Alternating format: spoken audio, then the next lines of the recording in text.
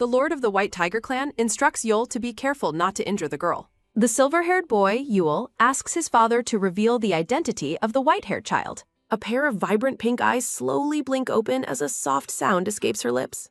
A voice asks if the little fluffball is awake, and Soya asks about her current location. The man explains they are at the White Tiger clan and asks if she has forgotten. A mysterious voice admits to being the one responsible for stealing the young girl away. Soya clutches the bedsheets in realization as she hears the man confirm her fears. She looks up at the white-haired man, realizing she was stolen by this formidable figure. The story shifts to the Taiwa Kingdom, a vast land known for being inhabited by beastkin. A massive tiger lets out a terrifying roar, illustrating the raw power of the kingdom's inhabitants. The imperial family rules the kingdom, maintained by the protection of 4 legendary and powerful clans. The Azure Dragon of the East stands as the first of the 4 great guardian clans.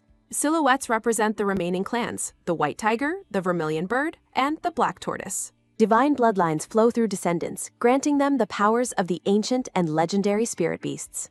The grand architecture of the Vermilion Bird clan's palace towers over the kingdom's southern region. Servants gossip about how the lord refuses to let the youngest lady out of his arms. Petals drift through the air as the red-haired lord carries his precious white-haired daughter.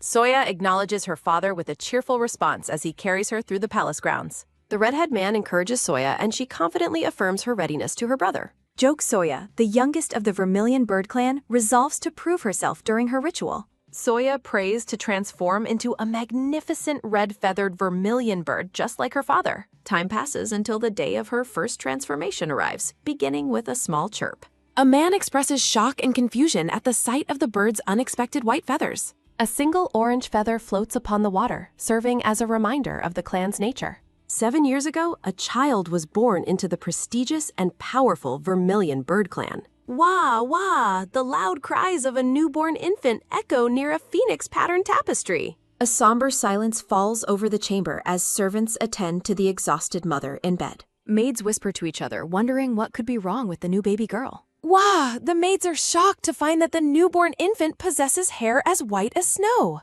They find it impossible for the child to have white hair since both parents have red. The servants speculate about the mother's fidelity or if the baby was swapped at birth. Yayun furiously forbids anyone from questioning his late wife's fidelity or the child's parentage.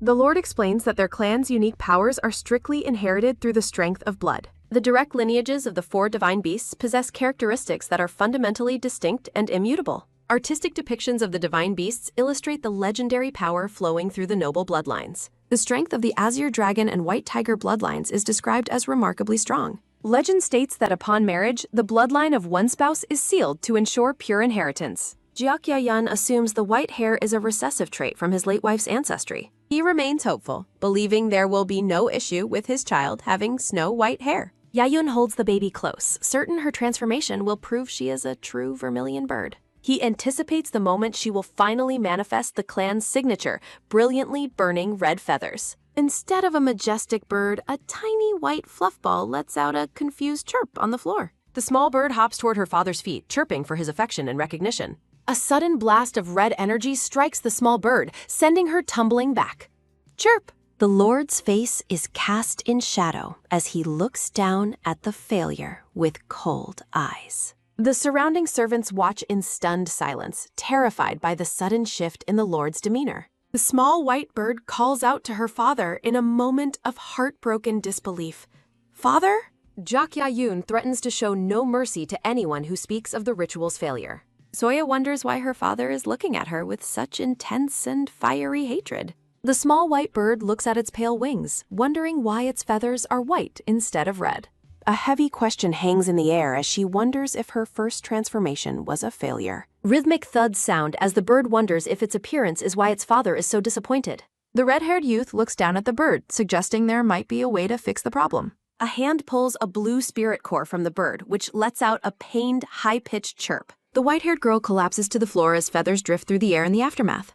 The red-haired youth stares coldly at the cowering child and asks who she thinks her brother is. Kneeling beside the girl, the red-haired youth listens as she begs for another chance to transform correctly. He calls her utterly deceitful and claims that she has managed to trick the entire family. He commands her to never show her face again, threatening her if they ever cross paths. Darkness surrounds the girl as her relative threatens to tear off what he calls her pathetic wings. The narrative confirms that the young girl, Soya, was banished to the cold palace overnight. A heavy thud sounds as Soya is thrown into a dark room and abandoned behind closed doors. Staring at a white feather in her hand, she blames it for her current miserable situation. Soya prays desperately, hoping a successful transformation will make her father and brothers smile at her again. A grim scene reveals a dark pool of blood on the floor near the girl's hand.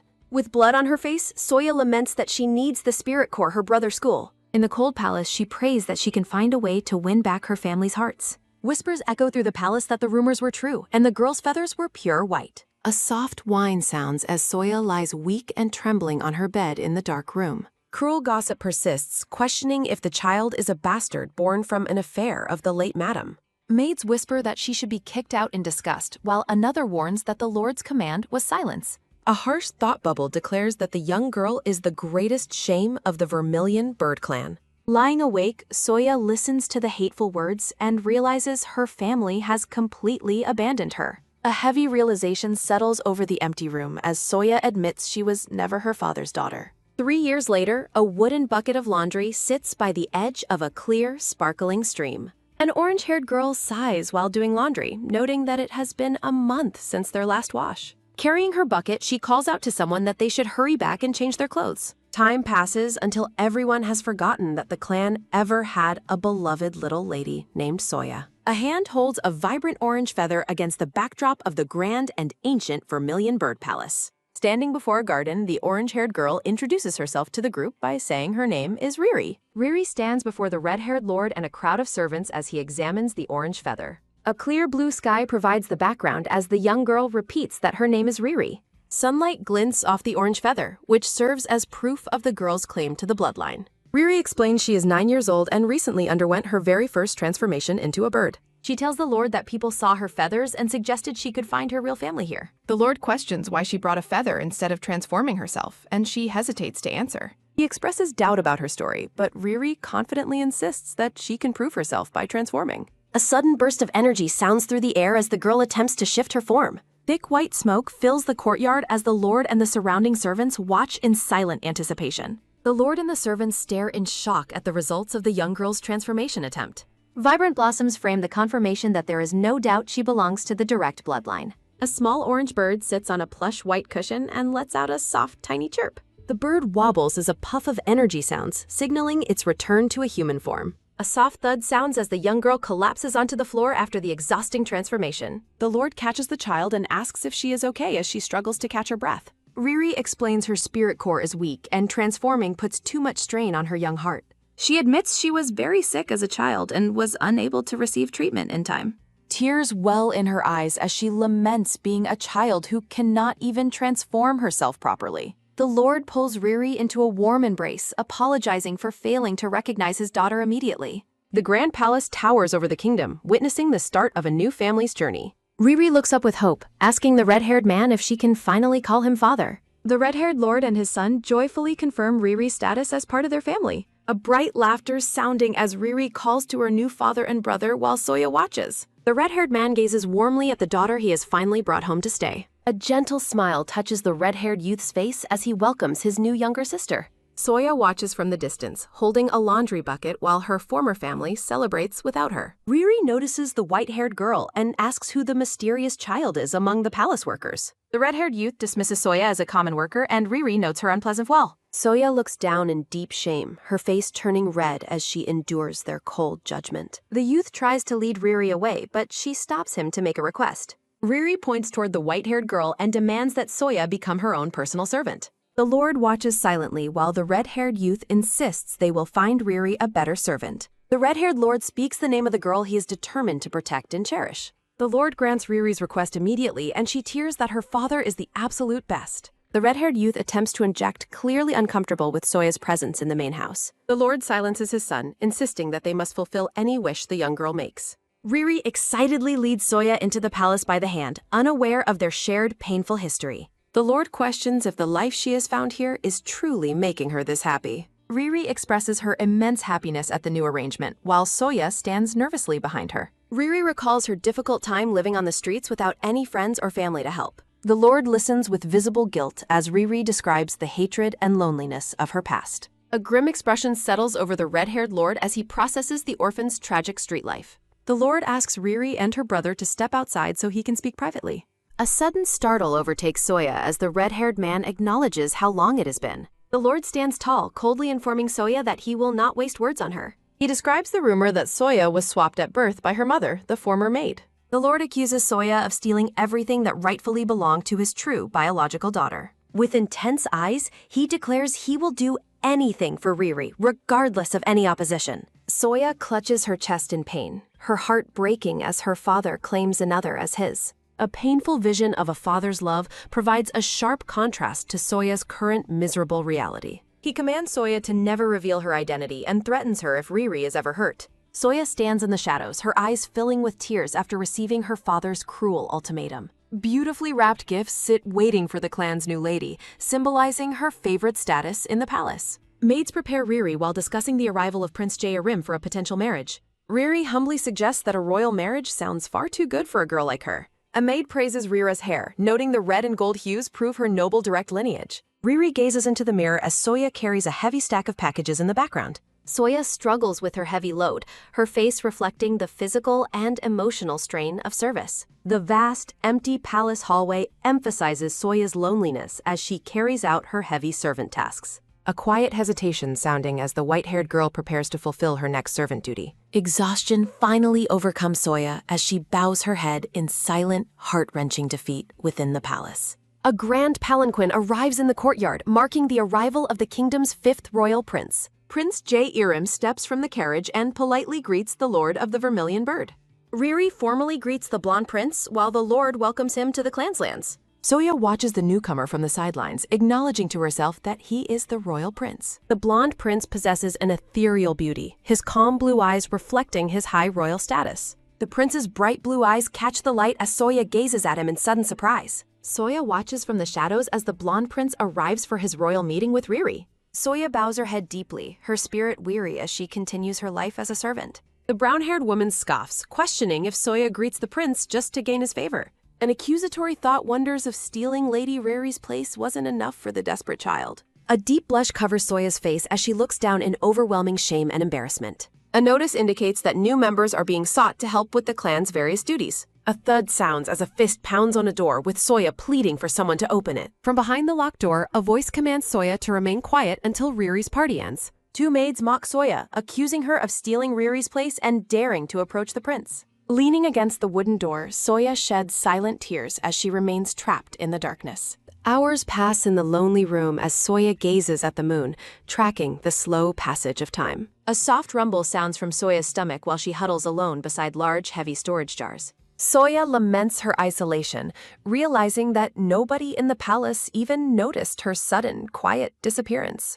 A cold moonlight illuminates the hallway, highlighting the fact that no one will come seeking her. A flashback shows a younger Soya in white praying near a dark and ominous pool of blood. A sudden, loud shout of her name echoes through the silence, startling the girl in the dark. Eyes wide with shock, Soya reacts to the unexpected sound of someone calling out to her. A creak sounds as the door opens, revealing a silver-haired figure silhouetted against the bright hallway. The newcomer lets out a long, weary sigh as he stands before the surprised white-haired girl. Startled by the unexpected visitor, Soya looks up with an expression of pure, unfiltered disbelief. Recognizing the blonde visitor, Soya asks in surprise if the prince has actually come to her. Soya questions how he entered and why he knows her name as Jae-rim approaches her. Holding a familiar ornament, the prince asks if returning the object might finally jog her forgotten memory. Recognition flashes in Soya's eyes as she stares at the green and red ornament in his hand. 3 years ago, child Soya encountered a young, grieving boy sitting alone in the imperial gardens. A narrative note explains she met a young lord mourning his mother's death during a palace visit. The young blonde boy looks down with sad blue eyes as he processes his deep personal loss. Soya reflects on meeting Iram and realizing that he was a resident of the Grand Imperial Palace. Looking at the ornament provides comfort to the young lord whenever he misses his late mother's presence. Blossoming flowers frame the admission that the small ornament is a deeply precious treasure to him. Handing him the charm, child Soya offers it as a loan to help him find his strength. The boy hesitates, noting it belonged to her mother and that he cannot accept such a gift. A bright and innocent smile fills the young girl's face as she encourages her new friend. The blonde boy relents, simply saying, "Okay," as he gazes at Soya with newfound warmth. Standing in the palace gardens, the young boy holds the precious ornament tightly in his small hands. A soft touch sounds as they lock pinky fingers, sealing a promise made between the two children. Back in the present, Prince Jae-iram gazes warmly at Soya with a soft, knowing smile. Sitting beside her, Jae-iram smiles while Soya tentatively addresses him as her old friend, Brother Rim. The prince expresses relief at arriving before the day ended, while Soya realizes his true royal identity. Jae-iram's blue eyes sparkle with kindness as he looks at the girl he has finally found. Looking at her servant attire, Soya remembers that today is actually Riri's celebratory 9th birthday. Holding the green charm close to her face, Soya begins to cry from the weight of memory. Soya apologizes for her sudden tears, explaining they are simply the result of her immense current happiness. The prince tells Soya to stop using formal titles and to address him as she once did. Prince Jae-iram's expression turns serious as he asks Soya to explain what happened to her. He notes how much she has changed and asks for the full story of her past years. Sitting together in the dark room, Soya recounts everything that has transpired since their last palace meeting.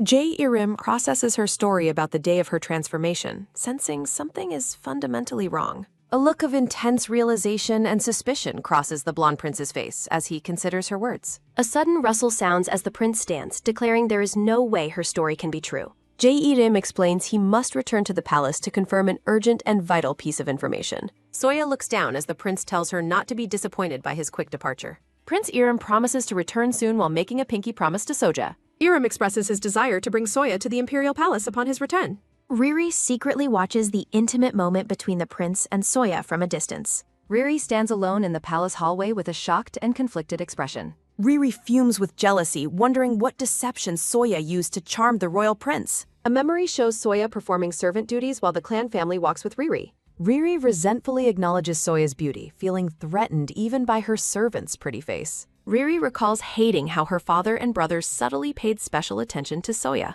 Riri admits to tormenting Soya to assert dominance, though her plans eventually went awry. The memory of the prince's promise to take Soya away haunts the jealous girl. A firm resolve forms as Riri decides to banish Soya before the prince returns. Soya begs for her ornament back while Riri aggressively questions where she obtained it. Soya is caught off guard, her face flushing with panic at the sudden theft accusations. Riri mocks Soya, claiming no one will believe the royal prince gave her such jewelry. Riri realizes the item belonged to the late madam, her own biological mother. Riri demands an explanation for why Soya possesses her mother's personal belonging, cornering her. Riri demands an immediate answer while Soya inwardly decides to apologize and beg. Harsh voices accuse Soya of shamelessly stealing Riri's place and hiding the truth forever. The confrontation reaches a breaking point as Riri points an accusing finger at Soya. Riri collapses from the stress of the argument, calling Soya a thief as she faints. A sudden clatter sounds as the red-haired girl falls, prompting a panic cry from others. A notification explains that Riri fell ill and was bedridden after learning Soya's secret.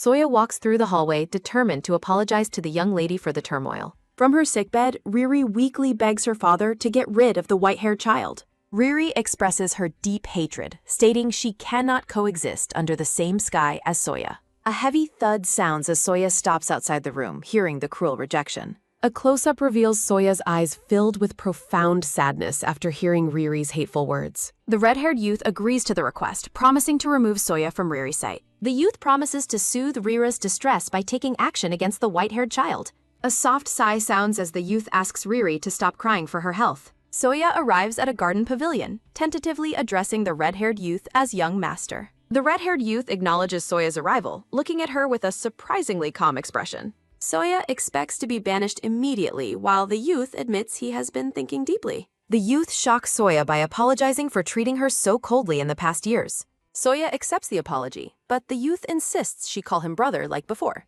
The youth invites Soya to the summer festival, causing her to stammer in disbelief. Soya stares at him with wide pink eyes, unable to process his sudden change. A flashback shows a young Soya and her brother making a happy childhood promise. The red-haired youth confirms that he remembers the promise he made to her long ago. The youth produces a magical blue orb, presenting it to the amazed white-haired girl. Soya watches the glowing light in his hand with a mixture of wonder and confusion. Soya realizes his acceptance means he no longer cares about her potential beastification transformation. The scene shifts to the vibrant festival street decorated with numerous red and white lanterns. Families and children enjoy the festivities together, laughing under the warm evening sun. Soya stares in silence as a skewered festival snack is offered toward her face. The youth offers her the snack while Soya quickly accepts it with a grateful smile.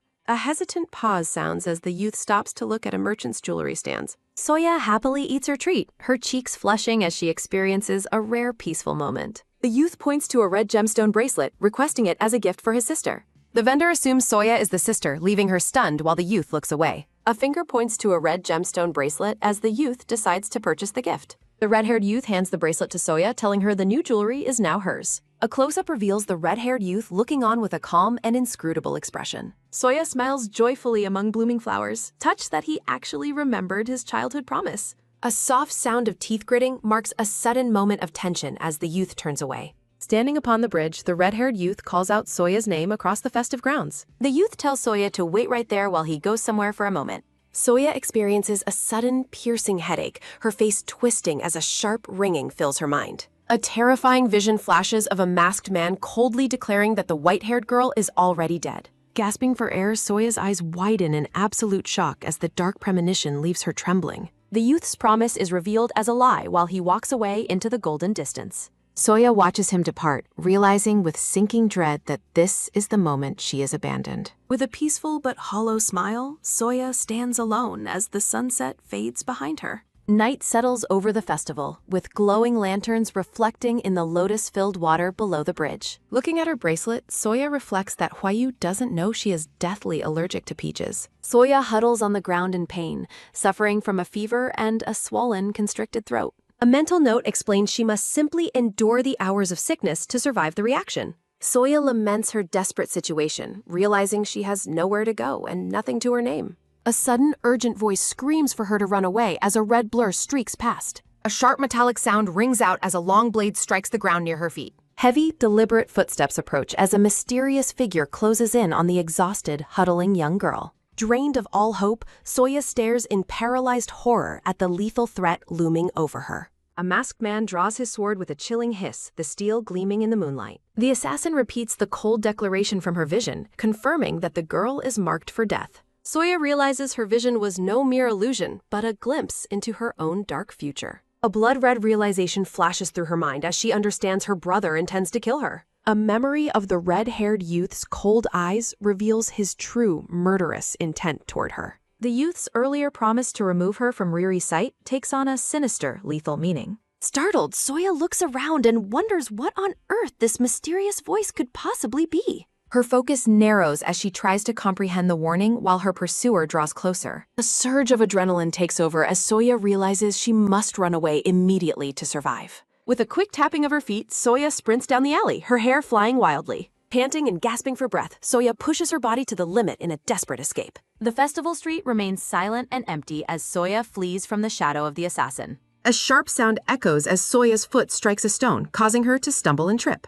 A blinding flash of light erupts before her eyes as she loses her footing in the dark. A heavy crashing sound follows as Soya falls hard against the ground in the dark alleyway. Crying out in pain, Soya lands on the stones as her red bracelet shatters into pieces. The masked man towers over her, sneering that he has finally caught the helpless young girl. Raising his blade high, the assassin prepares to deliver the final strike to the defenseless girl. Soya closes her eyes tightly, certain she is about to die as the blade descends. A sharp clanging of steel on steel rings out as a savior suddenly blocks the blow. Stunned, Soya opens her eyes and lets out a confused sound as she realizes she's alive. Soya gazes up at the back of a silver-haired man standing protectively between her and death. Recognition fails her as she stares at the stranger, realizing with shock that it isn't her father. A massive white tiger spirit roars behind the man, glowing with intense heavenly blue energy. A startled exclamation questions if a real tiger has actually appeared to save her life. Baek Sion, the silver-haired head of the White Tiger clan, glares down his unsheathed sword.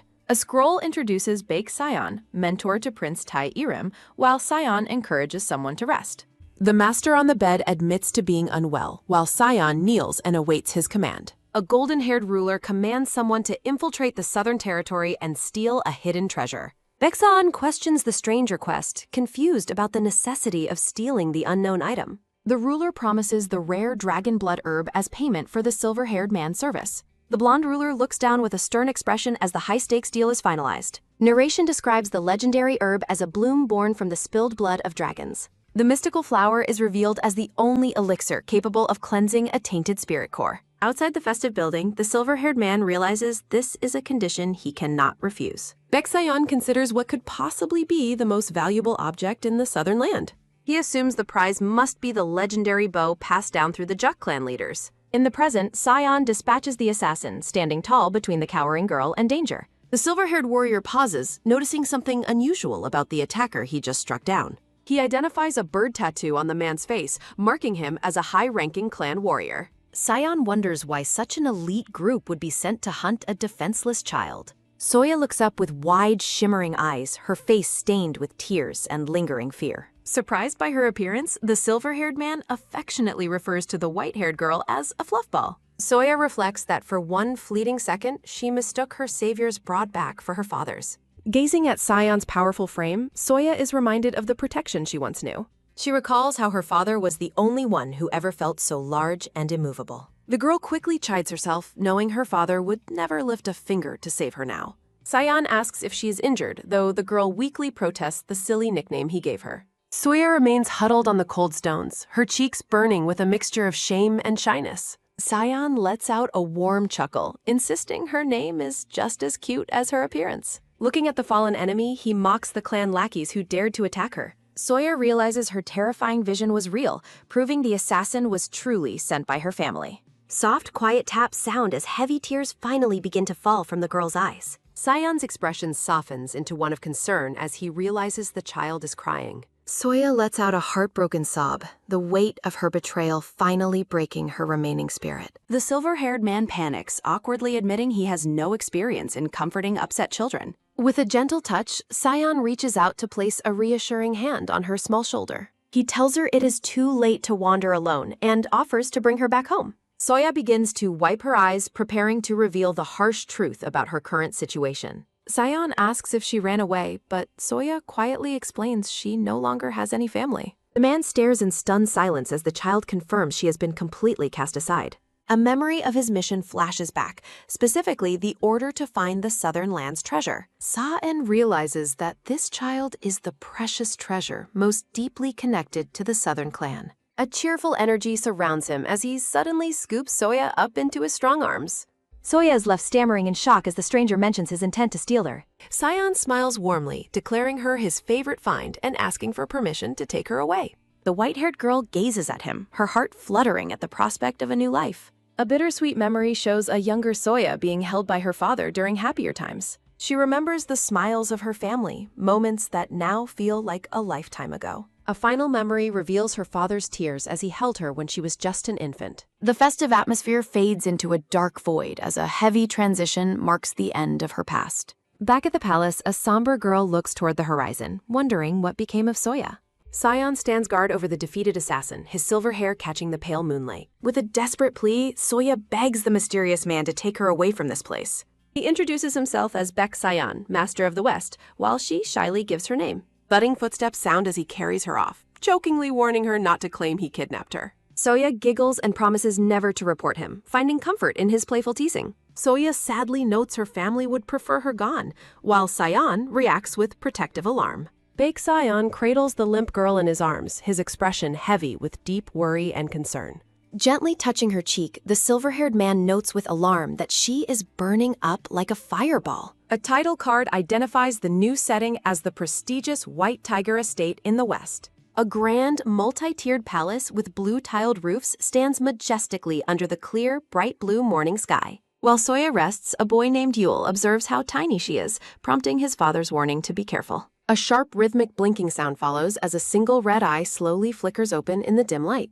Gazing up at a foreign, ornate ceiling, the girl wonders in quiet confusion where on earth she has ended up. Standing with a group, Sayon brightly welcomes the girl back to consciousness, affectionately calling her his little fluffball. Soya recalls losing consciousness and wonders if the silver-haired man carried her all the way to this room. Sayon orders a nearby doctor to examine the child, though Soya weakly insists that a checkup isn't necessary. Soya explains her condition was simply caused by eating a peach and promises she will recover shortly. Sayon asks if a peach can truly be so dangerous, while the doctor offers to prepare a healing tonic. The silver-haired man's gaze turns sharp and serious as he processes the danger his new charge just faced.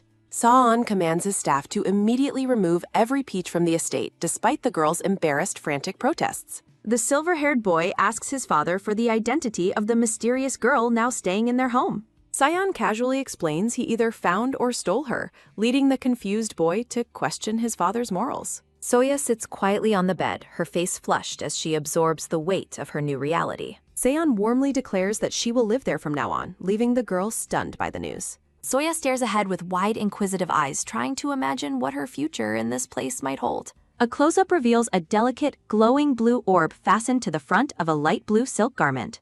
A heavy, resonant thumping sound echoes through the silence, punctuating the gravity of the recent life-changing decisions. An older boy with silver hair wonders what on earth his father could possibly be thinking this time. Narration questions why a child of completely unknown origins would be given a room in the far west wing. The silver-haired youth leads Soya by the hand as they walk through the vast halls of the estate. A scroll explains that the West Wing was reserved for girls intended to become candidates for the crown. These children were raised specifically to fulfill the prestigious and holy role of the bride of the Golden Dragon. Such a woman is destined to become the chosen companion of the emperor who rules over the entire continent. Looking at Soya, the boy thinks that while the West has wild beasts, she is certainly no tiger. A soft, rhythmic squeezing sound occurs as he notices how incredibly small and white her hands are. A playful text bubble asks if the delicate, white-haired girl might actually be a cat in human form. The narration muses that she looks more like a rabbit that would survive only by nibbling on soft grass. The boy's expression grows cold and serious as a sudden, unsettling realization begins to dawn upon him. He wonders if his father actually intends to present this girl as the official candidate from their branch family. Soya looks up with an innocent, slightly flushed face, her hair now styled in two charming, rounded buns. A quick, subtle glancing sound accompanies the girl's wide-eyed look as she takes in her beautiful new surroundings. A cheerful announcement declares that they have arrived at the back garden of the massive White Tiger estate. Tai Irim leads the smaller girl through a lush path blooming with vibrant blue and purple hydrangea flowers. Smiling outwardly, the boy asks if she likes the flowers, while inwardly complaining about being forced to babysit. He suggests visiting the library next, though Soya senses his underlying annoyance and remains silent with a hesitant look. A voice calls out to the young master from amidst the green foliage of the palace's garden. Soya asks if he is busy, while the boy inwardly admits he isn't busy at all despite his attitude. Soya thanks him for the tour and offers to explore alone, catching the silver-haired boy completely off guard. With a bright, sweet smile, the girl encourages him to go attend to whatever important work he has. The serene garden stands quiet, filled with blooming hydrangeas and the elegant architecture of the traditional palace grounds. Soya sighs, feeling like a bother, while dark, spectral silhouettes grumble about her being a very troublesome child. A sharp, sudden clattering sound startles Soya, causing her to turn her head in surprise toward the noise. A small, silver-haired boy peeks nervously from behind a wooden doorframe, a faint blushing sound accompanying him. Recognizing the youngest master, Soya lets out a startled gasp as the little boy suddenly realizes he's been spotted. Panic-stricken, the young boy wonders what to do as a frantic, clumsy stumbling sound echoes through the hallway. A sharp, loud thudding sound rings out as someone's foot catches on the edge of the wooden floorboard. A chaotic clattering sound rings out against the backdrop of a bright, bird-filled sky. Soya looks on with deep concern and asks if the fallen boy is alright. The silver-haired boy demands Soya stay away despite her noting he has just been injured. Realizing he is bleeding from his knee, the young boy reacts with wide-eyed, blushing shock. Tears well in the young master's eyes as he struggles to maintain his composure after falling. He boastfully identifies himself as Bak Gayol, claiming injuries are only for weaklings like her. The young boy suddenly sprints away, leaving the white-haired girl standing alone in the doorway. Soya wonders sadly if the boy is angry because her presence caused him to trip. A look of heavy guilt and worry cloud the girl's face as she remains still. A voice calls out to Soya, finally finding her location within the vast palace grounds. Sanho and Yeonjung arrive, criticizing the second master for leaving the young lady alone. The brown-haired attendant gently invites Soya to return to the safety of her own room. Soya looks back toward the garden, followed by the curious gazes of her two new attendants. The girl lets out a surprised exclamation as she processes the news she just received. The scene shifts to a serene, multi-roofed pavilion standing under a bright and clear sky. The attendants laugh off her concerns, explaining the youngest master gets hurt quite often. Yeonjung insists she is telling the truth while leading Soya back to the estate. Mimicking a ferocious beast, the attendant proudly declares that the young master is a sturdy tiger. Soya stares ahead with wide, innocent eyes, trying to reconcile the boy with the powerful tiger. Inside the estate, Yul screams in pain as Namsuri applies a stinging medicine to his scratch. The indigo wolf attendant scolds the boy for running on an injured leg instead of waiting. Yul blushes deeply, admitting he couldn't let Soya see him in such a vulnerable state. The pair discusses Soya's small stature, wondering if she might actually be a quiet mouse. A warm vision depicts a younger Soya in yellow robes gently cuddling a soft, white puppy. Yul throws his hands up in frustration, still confused about the mysterious girl's true identity. Namsuri notes Soya seems too fragile to be a healthy puppy beast, deepening the boy's confusion. They rule out other animals, noting she lacks the prickliness of a hedgehog or a deer's neck. Yul peeps through the garden leaves, questioning if Soya is a Western beast at all. An attendant reports to Sion that the youngest master has been following Soya all day. Sion chuckles at the news, while Yunjung suggests he should intervene with his son. A rhythmic, soft swishing sound occurs as a brush is dipped into dark, shimmering ink. The silver-haired master wears a faint, enigmatic smile as he listens to the palace reports. A montage shows the residents moving through the estate, watched over by the thoughtful master. Salon laughs at the situation, while Yunjung looks on with a sweat drop of mild exasperation. The attendant asks Sion directly if Soya is actually his hidden, illegitimate daughter. Sion reacts with comical, wide-eyed shock at the suggestion that he has a secret child. Narration notes the absurdity of a man returning from a diplomatic meeting with a random girl. A flashback shows Saon carrying the unconscious child back to the estate and ordering a doctor. Sion dismisses the idea of her being his child as a completely ridiculous misunderstanding. Yunjung presses for the truth, knowing he didn't just pick her up from the street. Sion realizes the staff took his joke about stealing the girl much too literally. He pauses in silence, unsure of how to explain the complex circumstances of her arrival. The silver-haired man grows pensive, his gaze drifting as he recalls his true, secret mission. A memory shows a golden-haired prince ordering him to steal the most precious treasure available. The prince commands him to infiltrate the southern land to take their most valuable possession. In exchange for the mission, the prince promises him the legendary, life-saving dragon's blood herb. Narration explains the herb as a spiritual elixir that only blooms during an emperor's coronation. The prince vows to deliver the rare herb within the year once the mission is complete. Sion wonders if the prince always possessed such a sharp, intense look in his eyes. A final image shows the golden-haired prince's cold gaze, contrasting with his younger, smiling self. The silver-haired man asks what exactly he is expected to bring back from this secret mission. A mysterious voice describes a treasure of unrecognized value that will be unmistakable to the eye. San smiles at the enticing challenge, jokingly wondering if he should just steal the prize. A blonde woman warns that this treasure cannot be owned, only kept safe within his protection. Returning to the present, the silver-haired master remains deeply lost in his silent, pensive thoughts. Jokyang questions if Sayan truly intends to adopt the girl despite the potential for family suspicion. Seon looks skeptical as he listens to his attendant's concerns about the child's future arrival. While Jokyang rants, Sayan imagines Soya's happy face and decides adoption is a wonderful idea. Jokyang argues that representing the clan requires more than just being a cute and pretty child. Casually dismissive, Sayan notes there is no rule forbidding the clan from having multiple young ladies. The frustrated attendant shouts that such a rule actually exists within their strict and traditional laws. She explains that adopting two girls will only lead to cruel and inevitable comparisons between them. Jokyang worries that the fragile outsider girl will wither when compared to a noble-born lady. She suggests it would be kinder to send Soya to a smaller, more suitable branch family. Sadon calls her a cold-blooded red fox, offended that she isn't worried about the child's welfare. Their argument is interrupted as a blue-haired attendant rushes into the office with urgent palace news. Sensing the tension, Sion looks up and asks what could be so important to interrupt them. The young attendant looks visibly shaken, her face pale as she prepares to deliver the grim report. A circular vision shows Soya nodding off while sitting peacefully on a rock under the sun. Watching through a telescope, Yul wonders how such a frail weakling can survive in their household. Namsuri warns the young master he'll be in trouble for slacking, but he tells her away. Yul insists he must uncover her identity, though her fragility makes him too nervous to approach. A sudden, strong gust of wind blows as Yul worries a breeze might knock the girl over. The white-haired girl loses her balance as the wind sweeps across the top of the rock.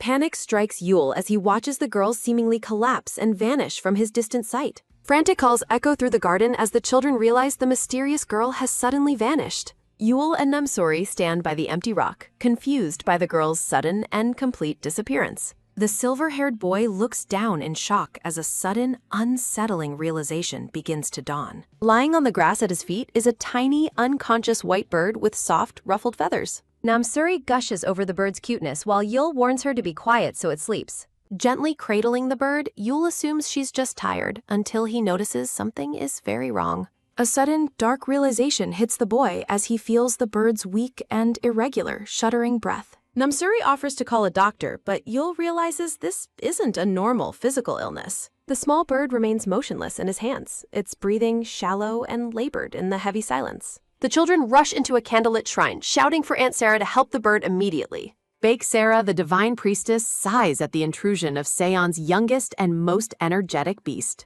Yul begs his aunt to save the bird, while she wonders why Sion brought home wings. Sarah's expression turns serious as she agrees to examine the bird's strange and rapidly failing condition. A warm light emanates as the priestess places her hands over the tiny, white-feathered creature's body. Her eyes widen in pure shock as she realizes the true divine nature of what she holds. Sarah urgently commands the attendant to find Sion immediately, her tone brooking no argument or delay. The scene shifts as the vibrant blue leaves of the palace garden sway gently in the night. Night falls over the grand white tiger estate, casting long shadows across the traditional tiled roofs. Under the moonlight, Jock Young meets with a masked ninja on a pavilion overlooking a lotus pond. The brown-haired woman asks the messenger for an official status report on the girl named Soya. The messenger delivers the grim news that the child is dead, leaving Jokyung stunned and pale. He explains that they found a specific item at the site where her last traces were left. Jokyung takes a small, dark pouch, her hands trembling as she looks at the tragic evidence. She recalls Soya wearing a bead bracelet, mourning the child's death despite the missing body. Overcome with heavy guilt, the woman admits she only wanted to hide the girl, not kill her. Jokyung sadly explains that the presence of the girl makes Riri deeply unhappy whenever she is nearby. Staring intensely, she concludes that without a body found, the girl must surely perish very soon anyway. A soft hesitation sounding as the woman clenches her chest, overwhelmed by the weight of her guilt. Soya remains motionless on the white table, her small form looking fragile in the quiet shrine room. Sarah informs Sion that the child's spirit core is severely damaged, questioning how he could not notice. Seon admits his ignorance of her beastified state, while Sarah hints at an even darker discovery. With a stern gaze, the priestess reveals that someone intentionally destroyed the child's vital spirit core. The group stands in a somber line, looking down at the girl whose life hangs in the balance. Narrative text explains that her unusually small stature is the result of growing up without a spirit core. Destroying a core is a punishment for heinous criminals, a power reserved for the 4 great clans. A visual distortion ripples through the image of the palace as a dark truth begins to emerge. The black-haired man, Juk Ayun, is identified as the suspect who potentially destroyed Soya's spirit core. Sion watches over the sleeping child, wondering why a righteous man would commit such a heinous act. Sarah emphasizes that the core wasn't just taken, but purposefully and maliciously shattered by the clan head.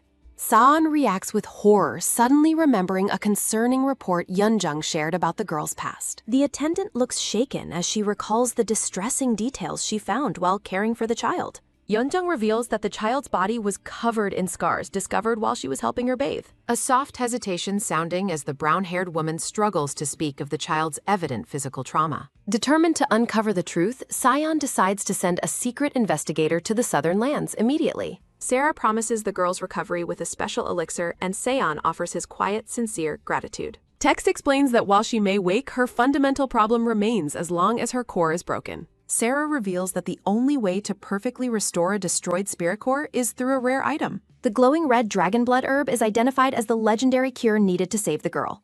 Yul looks on with a mixture of fear and determination, his eyes wide at the difficult task. A soft groan escapes as Soya slowly opens her eyes, returning to consciousness in the shrine. San and Yul rush to her side in panic, while the confused girl wonders why they are there. Recalling her time in the sun, Soya realizes she must have passed out while resting on the rock. Soya frantically apologizes, fearing her collapse has caused trouble and made her new protectors angry with her.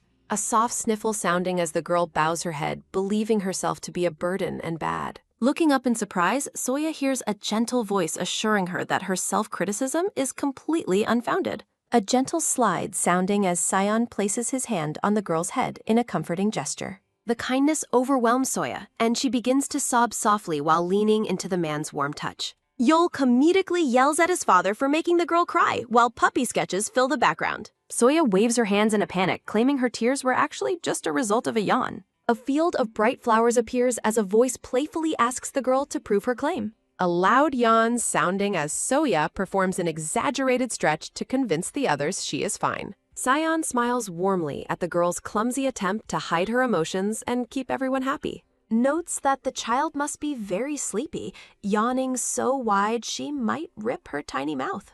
The group watches Soya with a mix of amusement and concern, noting her fragile but determined spirit. Sarah watches the interaction with a stoic and analytical expression, her mind focused on the girl's condition. The priestess invites the cotton ball baby bird to have a private conversation about her future and core. Sion tries to defend Soya's need for rest, but Sarah sharply orders him out of her way. Yul reacts with comical terror, asking if his aunt truly intends to eat the small, helpless girl. Sarah erupts in frustration at the noise, commanding everyone to leave the shrine this instant or else. A quick whoosh sounding as the silver-haired masters are forced out of the room by the priestess. Sion looks back with a lingering worry, his face partially obscured as he leaves Soya with Sarah. Soya asks the priestess with a trembling voice if her spirit core has truly been destroyed. Sarah confirms her core is dead, triggering Soya's memory of brother Huayu being the one who took it. A dark vision of Huayu appears, the person who stole her essence and left her broken years ago. Soya stares at a vision of her core, wondering if his hatred was enough to justify its destruction.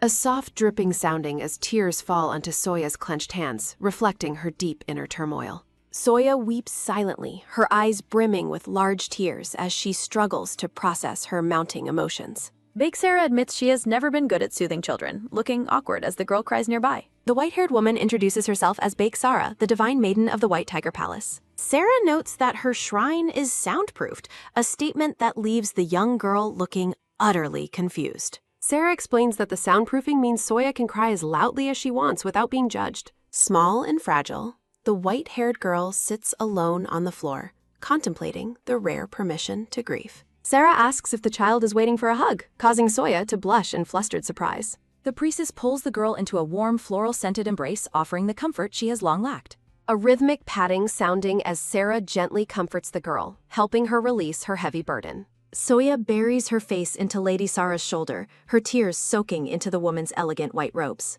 A loud wailing sounding as the girl finally releases a torrent of grief that she had kept hidden. Surrounded by a gentle aura, the priestess holds the sobbing child tightly against her in the quiet room. Lady Sarah offers a rare and gentle smile, moved by the child's vulnerability and her own protective instincts. Her face red from crying, Soya continues to sob with relief, finally feeling safe enough to let go. The attendants apologize for their absence, but Soya insists they shouldn't feel sorry for what happened. The blue-haired man declares that from now on they will hold hands wherever they go for her safety. Soya beams with happiness as she walks through the garden, securely holding hands with her new companions. Soya asks the silver-haired boy if he should be heading toward the training grounds for his daily practice. Blushing intensely, Yul claims he must stay to protect her because she is far too weak and fragile. The boy proudly identifies himself as the great third son of the clan, vowing to specially protect her. Yul's face turns bright red as he struggles to maintain his dignified composure while looking at the girl. When Soya asks why, the boy nearly blurts out that he thinks she is incredibly cute before stopping. A sudden shouting sounding as Yul erupts in an embarrassed outburst to distract from his true feelings. Yul shouts that he's actually worried she'll run into ghosts, startling everyone present in the grand hallway. He spins a tall tale about a child-snatching ghost in the pavilion to mask his protective and bashful nature. A fast thumping sounding in the boy's chest as he realizes how close he came to a confession. The attendants realize the young master finds her adorable, despite his clumsy attempts to hide it with ghost stories. Yul recalls the moment he held the girl in her bird form, marveling at how tiny she felt. He remembers her fitting perfectly in his palm, with soft wings instead of a beast's traditional front paws. Narrative text describes her as being super cute, even though she was too sick to open her eyes. Gazing at his empty hands, Yul remains visibly mesmerized by the memory of the fragile, white-feathered creature. Soya innocently asks if the ghosts are dangerous for him too, her genuine concern catching him off guard. Stunned by her selflessness, Yul stares blankly for a moment as he processes her unexpected and sweet worry. A soft worrying sounding as Soya looks at the boy with wide eyes, fearing the ghosts might hurt him. Yul strikes a heroic pose, declaring he isn't afraid because he is a strong and noble tiger beastkin. He describes tigers as having sharp teeth and steel-hard claws to prove his strength to the impressed girl. Determined to prove himself, Yul offers to show Soya his majestic and powerful tiger form right now. Soya watches with wide, sparkling eyes, waiting in great anticipation for the young master's grand transformation. A sudden popping sounding as a thick cloud of white smoke fills the room to mask his shift. A small striped ear twitches as it emerges from the smoke, signaling the start of his beastly reveal. A soft thumping sounding as a fluffy white paw steps out onto the stone floor of the estate. A tiny, adorable white tiger cub appears, and Soya immediately thinks he looks incredibly and super cute. Gushing over his squishy pink paw pads, Soya is invited by the cub to touch his soft fur. The attendants join in the praise, noting how soft and fluffy the young master's tiger feels. As the attendants leave to fetch refreshments, Soya happily pets the round and fuzzy white tiger cub. The cub growls playfully, telling Soya that it is now her turn to show off her beastskin form. Looking expectant, the white tiger cub asks her to transform back into her fluffball bird state again. Soya is struck with sudden shock, her expression turning blank as she remembers her spirit core is destroyed. Realizing he might have overstepped, the cub looks worried as Soya remains frozen in a state of distress. A narrative bubble warns that the current situation will inevitably make the small fluffball cry. A soft sniffle sounding as Soya looks down with large, tear-filled eyes, her expression deeply hurt. A heavy thump sounding in her heart as Soya fears everyone will find her beastkin form disgusting. Soya recalls a painful memory of being judged and pointed at in her tiny bird form. A rhythmic rolling sounding as a simple ball moves across the stone tiles of the estate. The white-haired girl stares in utter shock, her pink eyes widening at the sight before her. A playful growl sounding as the tiger cub asks if the little fluffball wants to play ball. A loud roar sounding as the cub excitedly insists they play, his blue eyes sparkling with joy. Soya gazes at the ball in her hands, her mind processing the cub's unexpected, friendly invitation. A joyful laughter sounding as the tiny girl and the white tiger cub play in the courtyard. A silver-haired boy watches from a window, questioning the odd behavior he sees in the garden. A brown-haired man asks the young master what he is watching, and Hyunjina answers regarding Yul. Hyunjina critiques Yul for playing ball pathetically like a baby tiger instead of training hard. The silver-haired boy speaks coldly while noting Soya's fragility and the high risk of her collapsing. He concludes Soya is the type who cannot refuse others, even if it hurts her own body. The attendant suggests Gina is worried about Soya, but the silver-haired boy sharply denies any concern. Gina shifts the focus to the Branch family tigers arriving for the upcoming Mountain Lord Festival competition. Text explains the festival is where young tigers compete for a prestigious title at the pavilion. Narrative text notes that branch families are paying close attention to who will occupy the pavilion. Gina ponders which candidate to watch, mentioning the name Lady Orang of the Brown Tiger Clan. A spirited girl named Orang appears alongside a brown tiger cub amidst a floral patterned background. Gaia, who likes Gina's older brother too much, cheers loudly while holding a pink heart fan. Gina dismisses all candidates as unlikable, prompting the man to ask what person Gina would prefer. A close-up of the silver-haired boy's blue eye reflects his private thoughts about choosing a sister. A heavy panting sounding as Soya laughs with pure, unbridled joy while resting on the grass. Yeonjung offers a gourd, asking if she is okay, and a dizzy Soya gives her thanks. As they watch Yul get dragged to training, Yeonjung notes the young master's endless, restless energy. Soya shouts with a bright, blushing face that playing with the cub was actually really fun. Soya asks the attendant if there truly are ghosts in the pavilion, recalling the boy's earlier warning. Yeonjung asks if she is scared, but Soya insists her fear isn't for her own safety. Soya worries that ghosts might snatch away the young masters, envisioning a terrifying spirit attacking the boys. Finding the tiny tigers cute, Soya decides she must be the one to protect the young masters. The attendant laughs, saying the young masters will be delighted to hear that Soya will protect them. Soya looks up with a beaming, heroic smile, clutching her gourd as she feels a new purpose. Clenching her hand, the girl admits ghosts are a bit scary, but she remains steadfast in her resolve. Shadowy figures react in shock at her shamelessness, noting even ghosts wouldn't want to snatch her away. Soya clenches her fists with a serious and determined gaze, ready to face any supernatural threat. A bright full moon shines over the silent, traditional rooftops of the estate under a starry sky. A sharp throb sounding as Sion clutches his chest in sudden, intense pain during the full moon.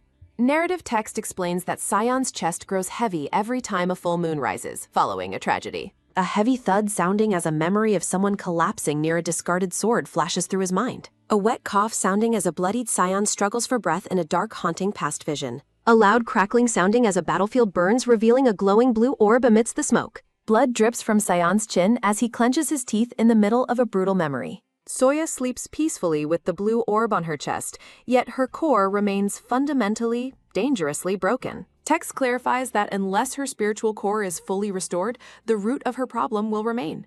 A sudden thump sounding as a hand grips a scroll, searching for the only way to heal. The text identifies the legendary cure needed to save her as being the dragon blood herb.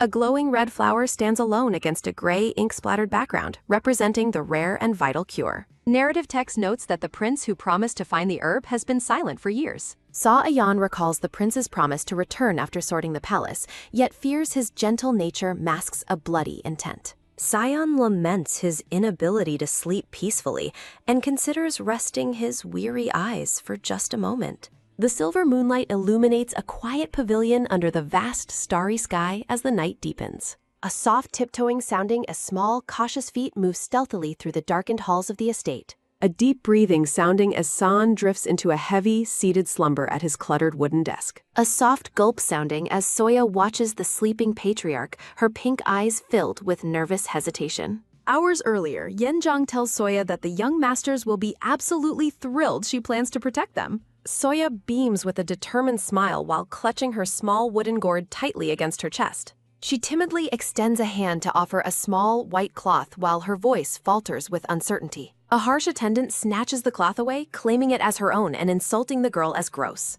Attendants whisper cruel things near a fire, wondering why ghosts haven't dragged away the brat who hurt Lady Riri. A bitter thought suggests that even spirits find the girl too filthy to bother dragging away from the estate. Soya stands alone in the shadows, looking down with a face stained by dirt and heavy sadness. A soft crackling sounding as Soya remembers people burning her things to avoid a shuddering ghostly curse. The painful memory of the flames lingers as a haze of gray smoke fills the entire room. Soya clenches her fists, resolving that leaving her things nearby will keep the ghosts from hurting her masters. She stares at her empty palms, realizing she doesn't actually own anything to use as a protective ward. Memories of a lost festival pouch and a broken red bracelet from Huayu flash through her mind. Surrounded by soft white blooms, the girl looks down at her hands in search of a solution.